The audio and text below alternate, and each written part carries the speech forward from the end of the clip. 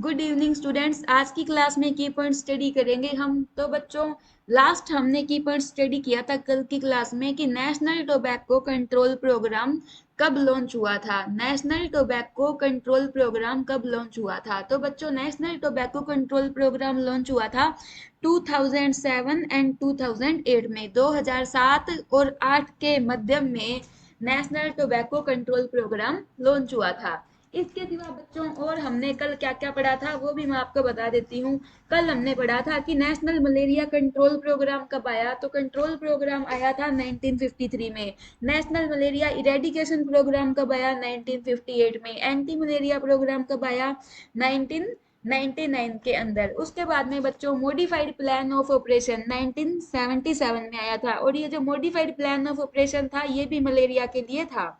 इसके अलावा बच्चों, हमने कल स्टडी किया था कि नेशनल एड्स कंट्रोल प्रोग्राम। तो बच्चों, एड्स जो थी, पहले तो आपको पता है एड्स एक सेक्सुअली ट्रांसमिटेड डिजीज है। एड्स किसकी वजह से होती है? HIV रेट्रोवायरस फैमिली की वजह से होती है एड्स। ठीक है। और बच्चों, सबसे पहले जो एड्स का केस था ना, वो इंडिया के अंदर चेन्नई की फीमेल सेक्स वर्कर में देखा गया था। 1986 के अंदर पहला एड्स का केस आया था। सेक्सुअली ट्रांसमिटेड डिजीज एड्स का केस पहला कब आया था? 1986 के अंदर आया था। 1986, देख लो आप, आज से कितने साल पहले पहला केस आया। अब बच्चों, 86 में तो पहला केस आया, गवर्नमेंट अपनी एक्टिव हो गई। गवर्नमेंट ने अगले साल ही national AIDS control programme launch कर दिया। अगले साल ही गवर्नमेंट ने बच्चों, ध्यान से सुनना, ये मैं आपको प्रीवियस क्लास थोड़ी सी रिवाइज करवा रही हूँ, बहुत जरूरी है। पिछली क्लास भी अपने को रिवाइज करनी बहुत ज्यादा जरूरी है। तो बच्चों, गवर्नमेंट ने क्या किया, अगले साल ही प्रोग्राम लॉन्च कर दिया, नेशनल एड्स कंट्रोल प्रोग्राम। कब लॉन्च किया? 1987 के अंदर लॉन्च किया। 86 में तो आया केस चेन्नई की फीमेल सेक्स वर्कर में, और वही 87 में गवर्नमेंट ने लॉन्च कर दिया programme, national AIDS control programme. इस एड्स कंट्रोल प्रोग्राम की 4 फेजेस थे, मींस कि इसने इसके 4 फेजेस थे, 4 बार इन्होंने काम किया है। 4 फेजेस जो थे ये 5-5 साल के थे। तो फर्स्ट जो फेज था ना, वो कब आया बच्चों? 1992 से 1997 में। सेकंड फेज आया 1999 से 2004 में। थर्ड फेज आया 2006 से 2011 में। फोर्थ फेज कब आया? 2012 से 2017 में। ठीक है। इसके सिवा बच्चों, हमने और क्या पढ़ा कि ICDS स्कीम जो थी, ICDS integrated child development services scheme, ये कब आई बच्चों? ये आई 1975 के अंदर। कब आई बच्चों? ये आई 1975 के अंदर। और बच्चों, जो आंगनवाड़ी सेंटर है ना, अपन सब ने देखा होगा अपने मोहल्ले के, मतलब कि आसपास में होगा, अपने घर के आसपास में आंगनवाड़ी सेंटर। उस आंगनवाड़ी सेंटर में जो प्री स्कूलर चिल्ड्रंस होते हैं वो जाते हैं स्कूल जाने से पहले। जैसे आजकल ये मॉडर्न प्ले स्कूल बन गए ना, ये गवर्नमेंट के आंगनवाड़ी सेंटर्स गवर्नमेंट के प्ले स्कूल है, ये लगा लो आप। ठीक है। तो यहाँ पे मतलब कि बच्चे प्री स्कूल वाले बच्चे जाते हैं, मतलब कि नर्सरी से जो छोटे बच्चे होते हैं ना, वो बच्चे जाते हैं वहां पे, जाके थोड़ी बहुत पढ़ाई भी करते हैं। इनको पोइम्स भी सिखाई जाती है और इनको खाने को भी दिया जाता है। इनका शेड्यूल होता है, किसी दिन पूड़ी, किसी दिन दलिया, किसी दिन आलू की सब्जी। वो चलो, हर एक के अलग अलग शेड्यूल है। तो ये बच्चों, आंगनवाड़ी सेंटर्स जो थे ये किसके थ्रू आए थे? ऐसे तो नहीं है खुद से आंगनवाड़ी सेंटर बन गया, कोई तो इसके पीछे प्रोग्राम होगा ही। तो वो कौन सा प्रोग्राम था? ICDS services. ICDS सर्विसेज ने ही आंगनवाड़ी सेंटर्स को लाया था। ठीक है। आंगनवाड़ी सेंटर्स में आंगनवाड़ी वर्कर जॉब करती है। ठीक है। आंगनवाड़ी वर्कर के साथ आंगनवाड़ी हेल्पर भी होती है। ठीक है। अब बच्चों, आपको मैंने बता दिया है ये प्रीवियस जो हमने क्लास स्टडी की थी। इसके अलावा बच्चों, अब मैंने आपको क्वेश्चन करवाती हूँ आपकी आज की क्लास से जो अपने स्टार्ट करेंगे। तो बच्चों, national programme for health care of elderly, ये बच्चों कब आया? National programme for health care of elderly. Elderly का मतलब होता है बच्चों बुजुर्ग लोग, बड़े लोग। ठीक है। ध्यान से सुनना बच्चों, जो 2011 के अंदर, 2011 में गवर्नमेंट ने एक प्रोग्राम लॉन्च किया। जो प्रोग्राम किसके लिए था? बुजुर्गों के लिए था।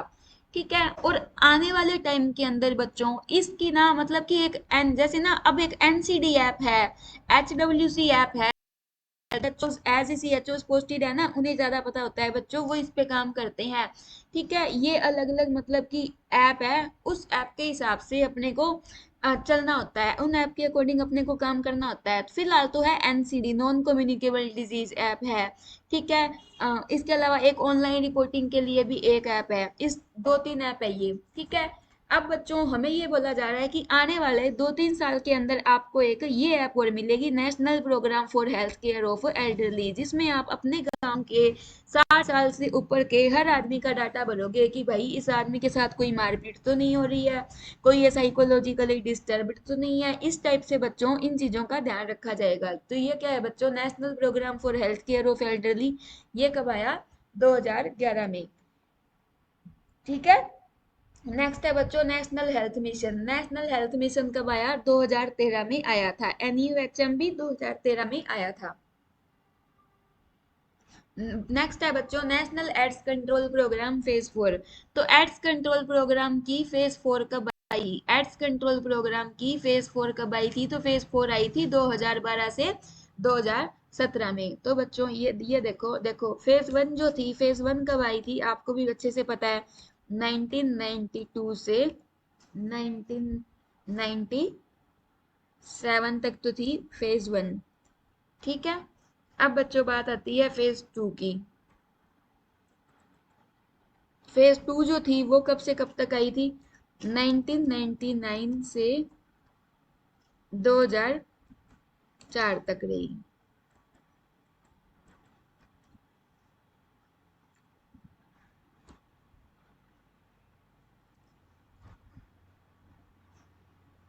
नेक्स्ट फेज 2006 से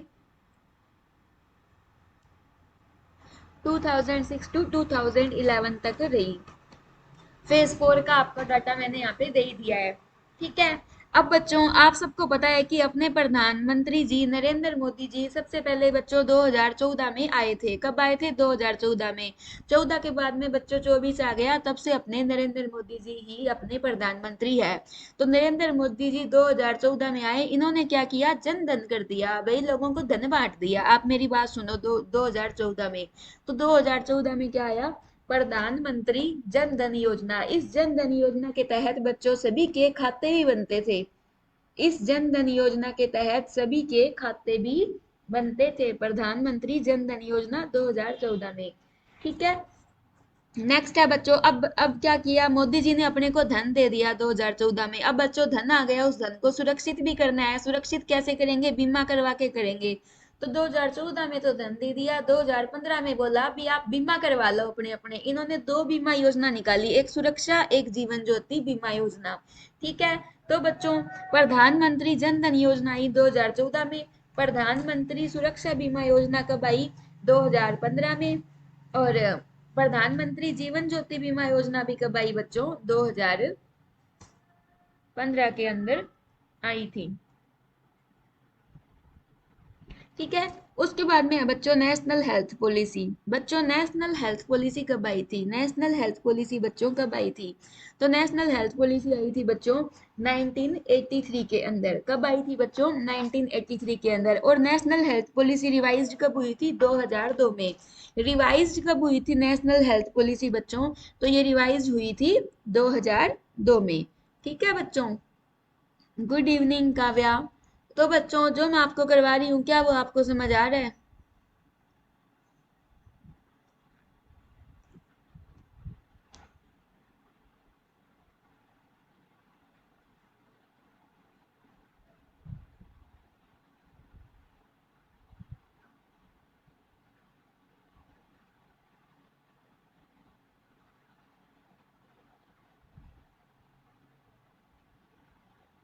ओके ठीक है बच्चों। अब बच्चों आप मेरे को ये बताओगे जन धन योजना कब आई? प्रधानमंत्री जन धन योजना।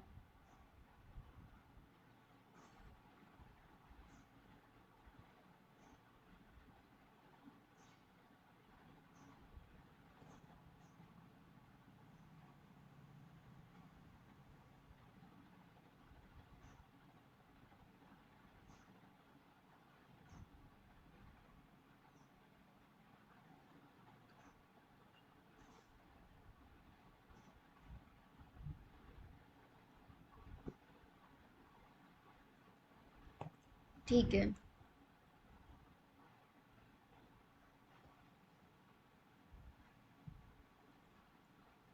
है, इसके बाद में बच्चों आपको मैंने ये बता दिया, नेशनल हेल्थ पॉलिसी बता दिया, 1983 में आई थी बच्चों, 2002 में ये रिवाइज हुई थी। अब बच्चों बात है यूनिवर्सल इम्यूनाइजेशन प्रोग्राम। जिस दिन बच्चों इंदिरा गांधी जी की डेथ हुई थी ना, इंदिरा गांधी जिस दिन मरी थी बच्चों, उस दिन इंदिरा गांधी की मृत्यु के दुख के अंदर, मतलब कि इसकी मृत्यु हुई तो गवर्नमेंट ने एक अनाउंसमेंट कर दी यूनिवर्सल इम्यूनाइजेशन प्रोग्राम की। किसकी अनाउंसमेंट कर दी? यूनिवर्सल इम्यूनाइजेशन प्रोग्राम की। इस दिन बच्चों इंदिरा गांधी जी की डेथ हुई थी। ठीक है, अब वही डेथ हुई थी, बर्थ तो क्या हुआ होगा, मुझे तो लगता है डेथ ही हुई थी। 1 नवंबर 1985 को उनकी बच्चों डेथ एनिवर्सरी थी। और उस डेथ एनिवर्सरी की दुख के अंदर गवर्नमेंट ने प्रोग्राम लॉन्च किया था, यूनिवर्सल इम्यूनाइजेशन प्रोग्राम।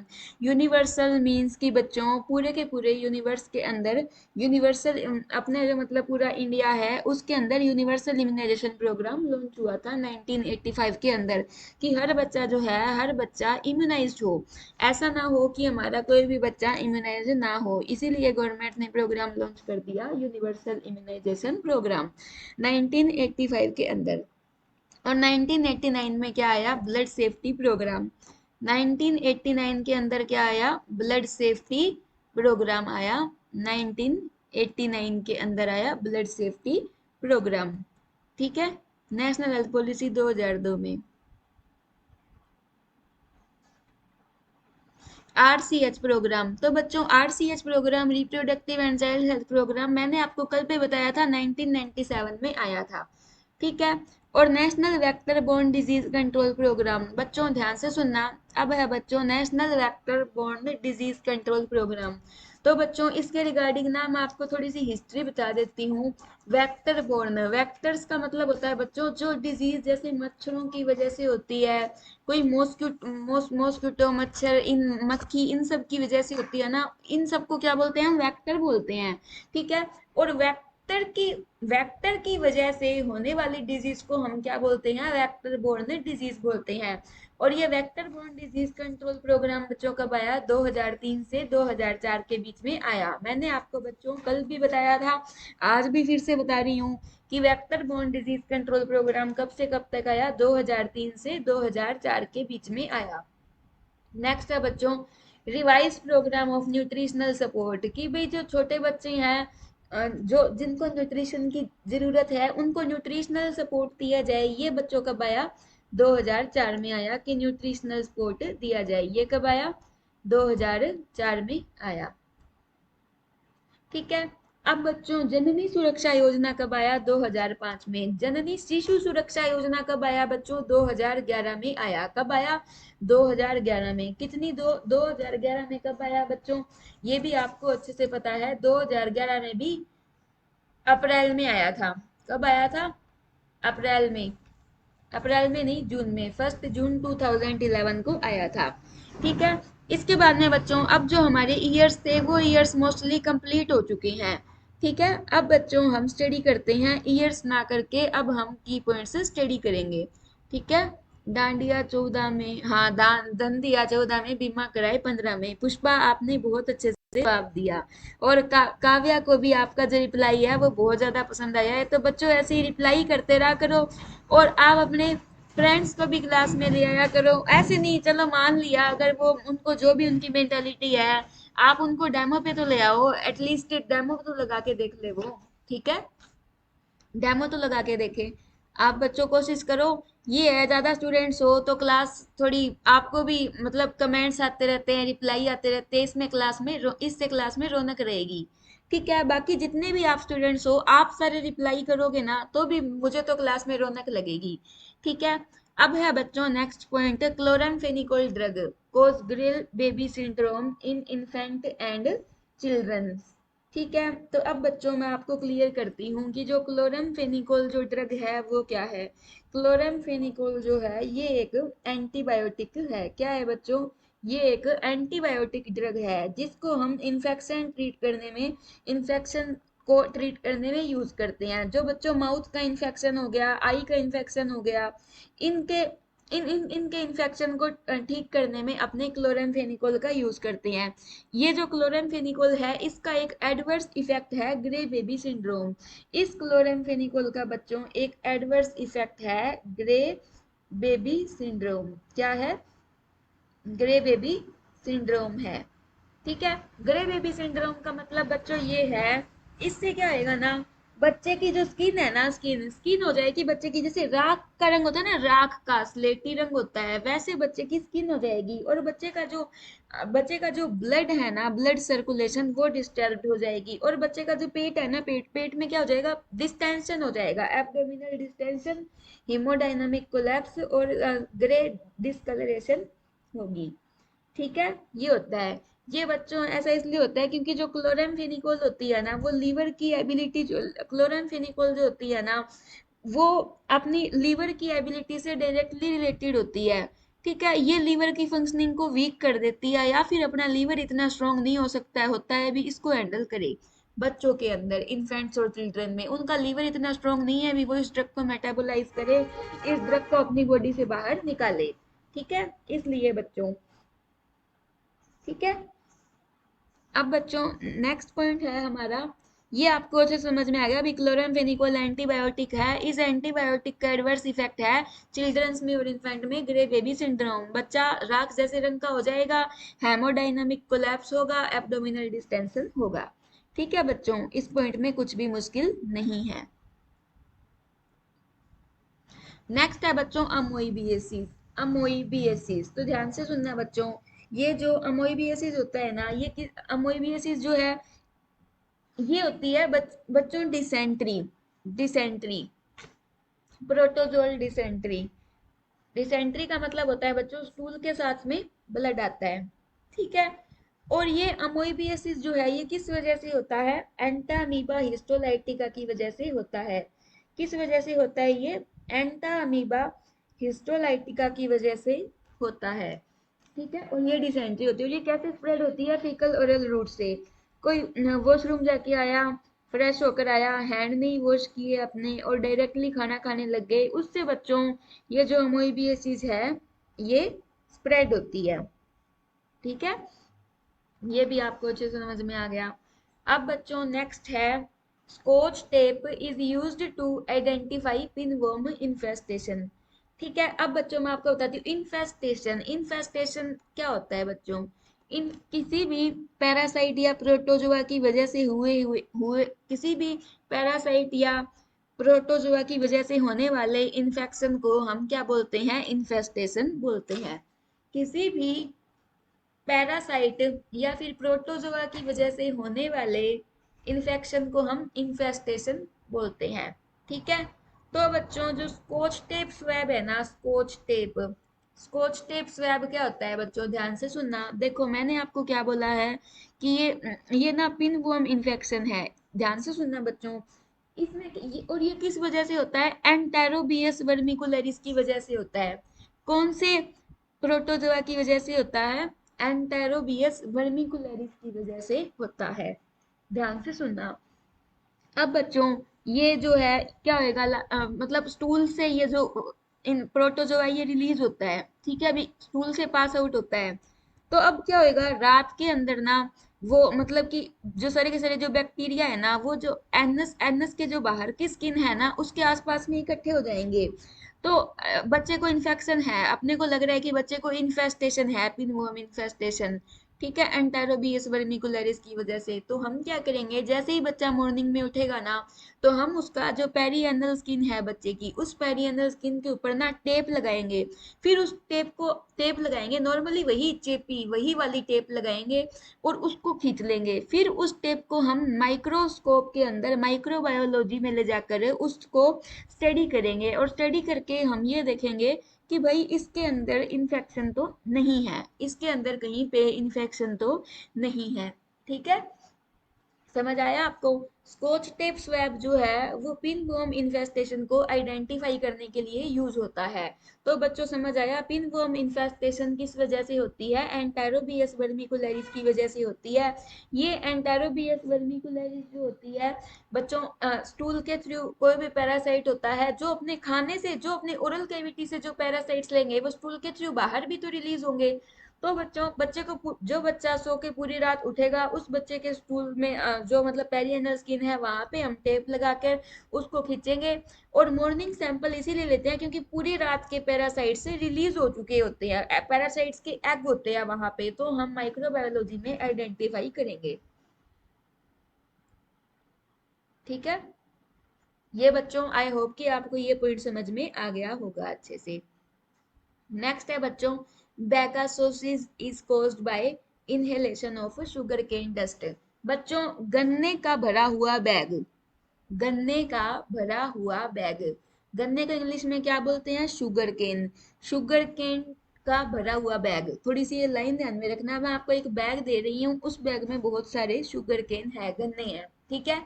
तो बच्चों ध्यान से सुनना, बैगासोसिस, बैगासोसिस क्या होता है बच्चों, ये ना एक ऑक्यूपेशनल डिजीज है।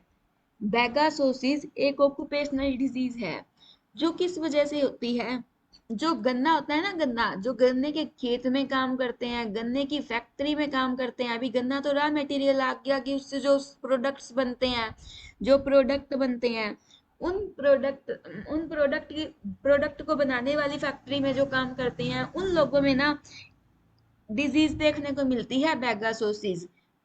क्यों होती है ये, क्योंकि शुगर के डस्ट को इनहेल करते हैं तो होती है बैगासोसिस। ठीक है, bagassosis is caused by inhalation of sugar cane dust. ठीक है, ये आपको अच्छे से समझ में आ गया होगा।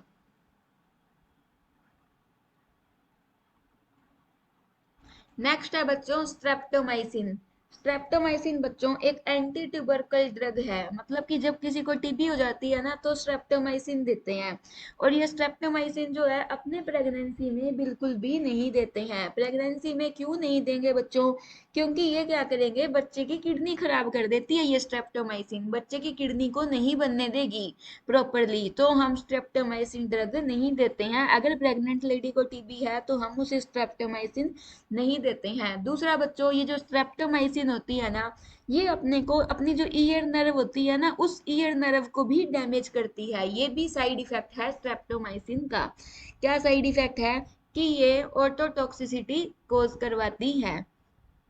स्ट्रेप्टोमाइसिन जो है वो एंटी ट्यूबरकुलोसिस ड्रग है। स्ट्रेप्टोमाइसिन जो है वो प्रेगनेंसी के अंदर कंट्राइंडिकेटेड होती है टोटली। ठीक है, फिटस में क्या कोज करेगी, नेफ्रोटॉक्सिसिटी और ऑटोटॉक्सिसिटी भी कोज करती है।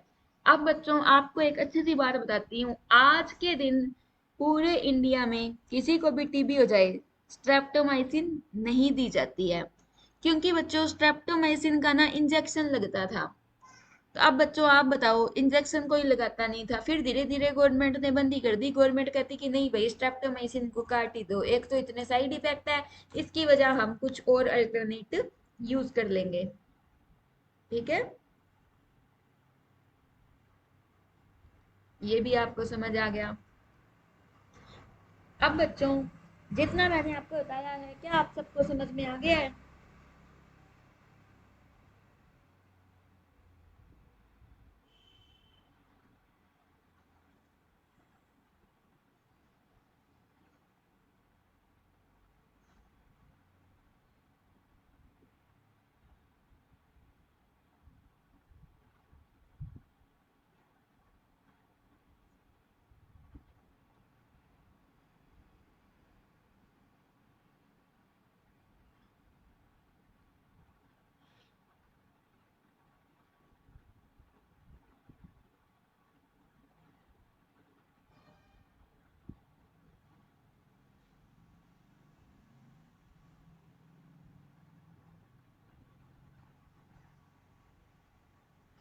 अरे वाह बच्चों, आपके रिप्लाई देखकर मैं इतनी ज्यादा खुश होती हूँ ना।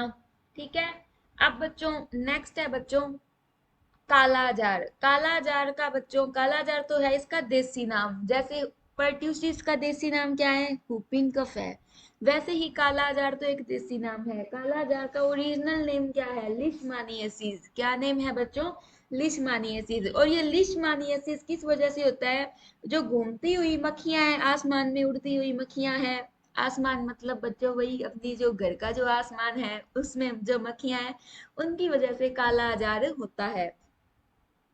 काला azar is transmitted by sand fly, leishmaniasis की वजह से।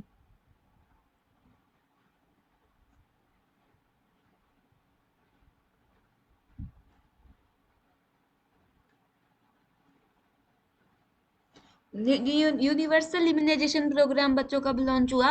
1985 के अंदर लॉन्च हुआ। यूनिवर्सल इम्यूनाइजेशन कब लॉन्च हुआ? 1985 में।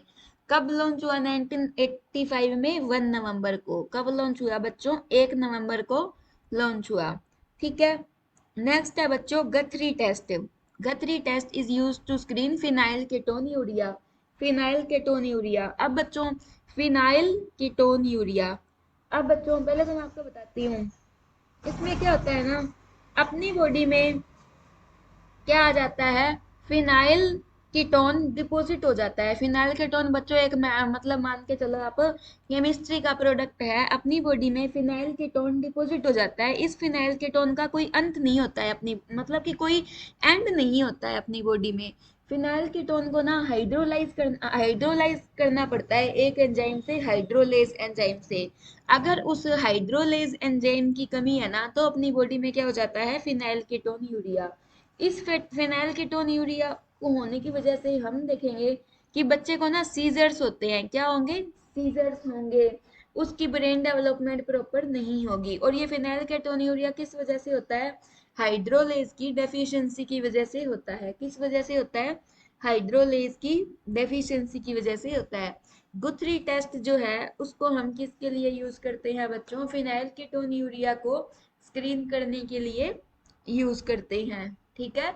और ये गुथरी टेस्ट में हम सैंपल किससे लेंगे? जो बच्चे की पगथड़ी होती है ना, मतलब जैसे हथेली होती है, वैसे जो अपना पैर है, पैर की जो सोल होती है, सोल, हाँ इंग्लिश में सोल बोलते हैं बच्चों, समझो आपकी मैडम की इंग्लिश थोड़ी वीक है, बुरा मत मान जाना। ठीक है।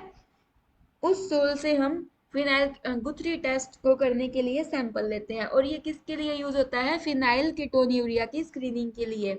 सीजर्स, ब्रेन डेवलपमेंट अफेक्टेड होएगी। और बच्चों इसमें जिस बच्चे को ये फिनाइल कीटोन यूरिया होता है ना, उस बच्चे के ना ऐसे चूहे जैसी स्मेल आती रहती है। क्या होता है? चूहे जैसी स्मेल आती रहती है।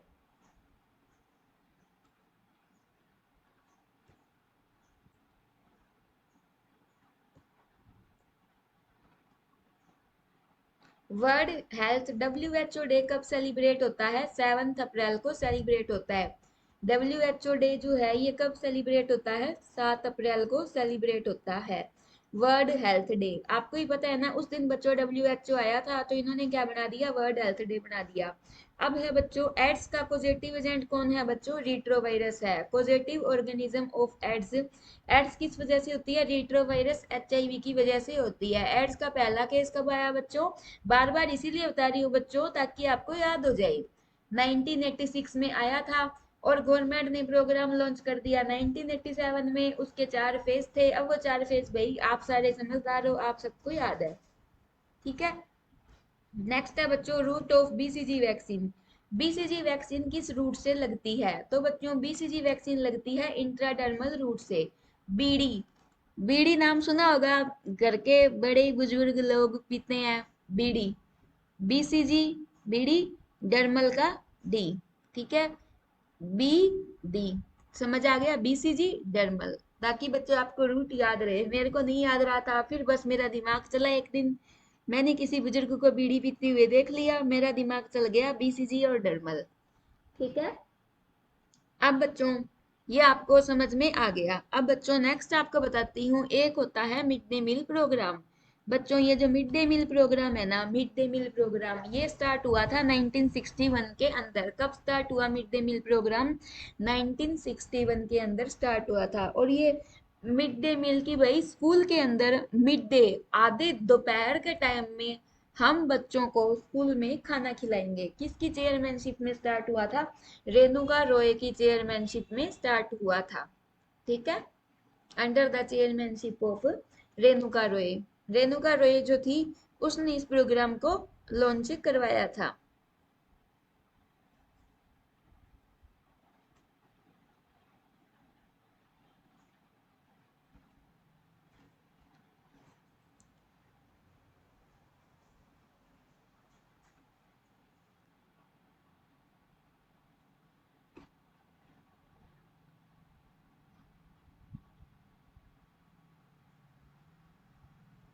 नेक्स्ट है बच्चों मीजल्स। मीजल्स मीजल्स में बच्चों मैंने आपको बताया था कि मीजल्स का मेन सिम्टम क्या होता है। मीजल्स में बच्चों क्या होता है, कोप्लिक स्पॉट देखने को मिलते हैं। ये कोप्लिक स्पॉट होते हैं ओरल कैविटी के अंदर ना, ओरल कैविटी के अंदर बच्चों छोटे छोटे वाइट वाइट पैचेस देखने को मिलते हैं, जिन्हें हम क्या बोलते हैं, कोप्लिक स्पॉट बोलते हैं। कोप्लिक स्पॉट हमें किस में देखने को मिलते हैं, मीजल्स। मीजल्स को बच्चों हम क्या बोलते हैं, रूबियोला बोलते हैं। मीजल्स को हम क्या बोलते हैं, रूबियोला। मीजल्स को हम बोलते हैं रूबियोला। नेक्स्ट है बच्चों एंथ्रैकोसिस। कोसिस, कोसिस होता है बच्चों कंडीशन, ठीक है। एंथ्रैकोसिस, कोसिस, CO। बच्चों एंथ्रैक, एंथ्रैक जो है ना, ये एंथ्रैकोसिस, एंथ्रैक का वर्ड का बच्चों मतलब होता है कोल, कोयला। कोयले की डस्ट की वजह से होने वाली डिजीज को हम क्या बोलते हैं, एंथ्रैकोसिस बोलते हैं। क्या बोलते हैं, एंथ्रैकोसिस बोलते हैं, ठीक है। एंथ्रैकोसिस किस वजह से होती है, कोल डस्ट के इनहेलेशन करने की वजह से होती है। Anthracosis is caused by inhalation of coal dust. जब कोई भी आदमी कोयले की डस्ट को इनहेल करता है तो उसको एक ऑक्यूपेशनल एक्सपोजर डिजीज होने के चांस रहते हैं, जिसका नाम होता है एंथ्रैकोसिस, ठीक है। तो अब बच्चों कोई डाउट है आपको, जितना मैंने अब तक करवाया है, फिर मैं आपको और की पॉइंट्स करवा देती हूँ।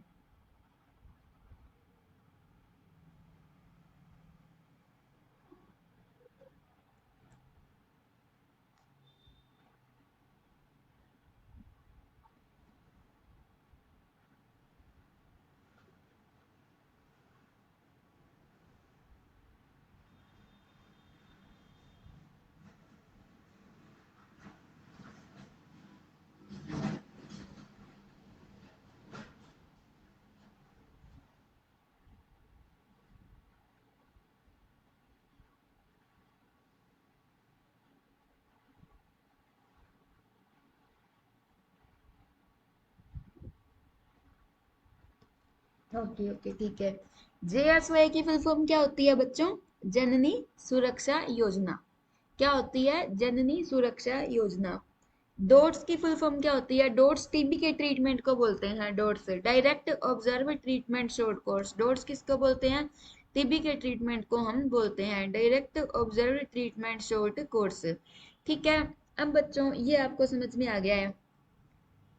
अब एक होता है बच्चों PPH, post partum haemorrhage. Post, post का मतलब है बाद में, पार्टम का मतलब होता है बच्चों डिलीवरी। पार्टम डिलीवरी, मम्मा की जो डिलीवरी होती है जिसमें वो बेबी डिलीवर करती है, वो वाली डिलीवरी, प्रेग्नेंट लेडी वाली डिलीवरी, ठीक है।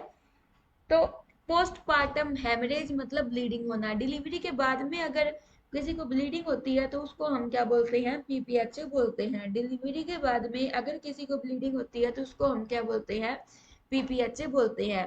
PPH जो होता है वो टू टाइप का होता है, एक होता है प्राइमरी, एक होता है सेकेंडरी।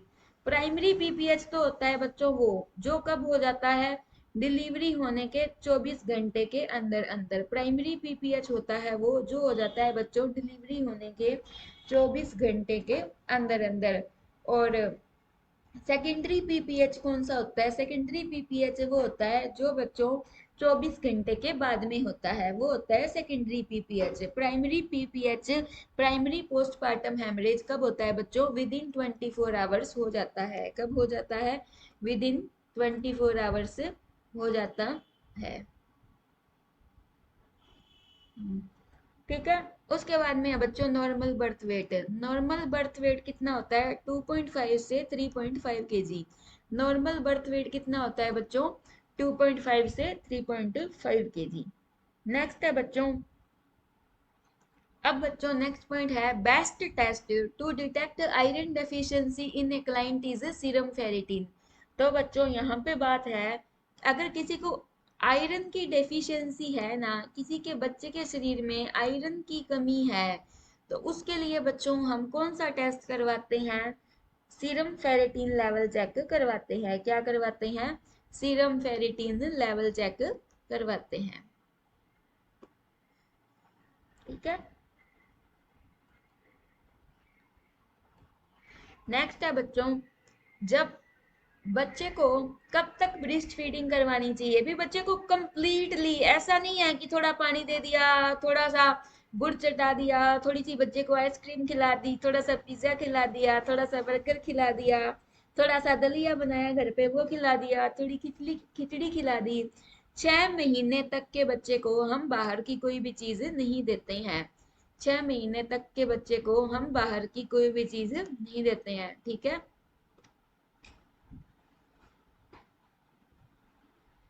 समझ आया बच्चों? बच्चे को जब तक बच्चा 6 महीने का होता है तब तक हम उसको क्या करते हैं, सिर्फ माँ का दूध ही पिलाते हैं। ये पॉइंट है बच्चों, ठीक है। और जो डोट्स है वो किसके लिए यूज होता है, टीबी के ट्रीटमेंट में यूज होता है। Dots used for TB treatment. Asha, Asha worker, कुछ दिनों पहले बच्चों शायद आपको पता हो आशा वर्करों की बहुत ज्यादा हड़ताल चली थी, जिसकी वजह से हमें बहुत ज्यादा प्रॉब्लम आई थी, हमें उनका काम खुद करना पड़ता था और मैं भी बहुत दुखी हो गई थी। क्योंकि आपको पता है जब अपने कोई काम करने वाला चला जाए बहुत ज्यादा प्रॉब्लम होती है। उस आशा की फुल फॉर्म क्या है, एक्रेडिटेड सोशल हेल्थ एक्टिविस्ट। क्या फुल फॉर्म है बच्चों, एक्रेडिटेड सोशल हेल्थ एक्टिविस्ट, ठीक है। तो बच्चों आज की क्लास में सिर्फ, अच्छा, एक आशा वर्कर कितनी पॉपुलेशन पे काम करती है, 1000 की पॉपुलेशन पे काम करती है।